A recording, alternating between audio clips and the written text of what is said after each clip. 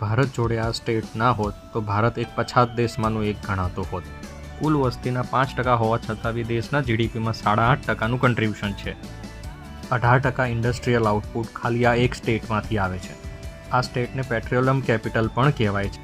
30% contribute કરે છે chemical અને પેટ્રોકેમિકલ ઇન્ડસ્ટ્રીમાં. એન્ડ ઇન્ડસ્ટ્રીનો તો રાજા છે આ સ્ટેટ, કેમ કે અહીંયાનું સુરત તો દેશના 80% ડાયમંડ પ્રોસેસ કરે છે. દેશનું 80% ડાયમંડ એક્સપોર્ટ આ સ્ટેટથી થાય છે.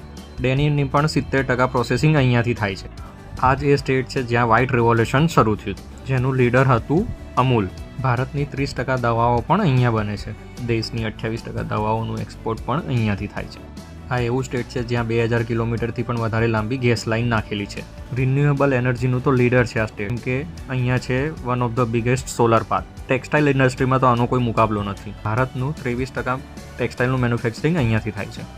તમને વિશ્વાસ નહીં થાય, પણ અહીંયા 40થી બી વધારે પોર્ટ છે, કારણ કે અહીંયાની કોસ્ટ લાઇન સૌથી વધારે લાંબી છે. અહીંયા અવેલેબલ છે સૌથી મોટું સ્ટેચ્યુ અને સૌથી મોટું ગ્રાઉન્ડ. આ ભૂમિ છે સોમનાથની, આ ભૂમિ છે દ્વારકાની, આ ભૂમિ છે માતાઓની. આ સ્ટેટ ના હોત તો જિંદગી ફીકી લાગતી, કેમ કે જલેબી ફાફડા ના મળતા ને. આ સ્ટેટ ના હોત તો જિંદગી જીવવા જેવી ના લાગતી, કેમ કે દયા ભાભીના ગરબા જોવા ના મળતા ને. લાખોમાં એક મારું ગુજરાત. જો તમે ગુજરાતથી હો તો આ વિડીયો શેર કરો અને લોકોને આપણા ગુજરાતના કન્ટ્રીબ્યુશન વિશે બતાવો.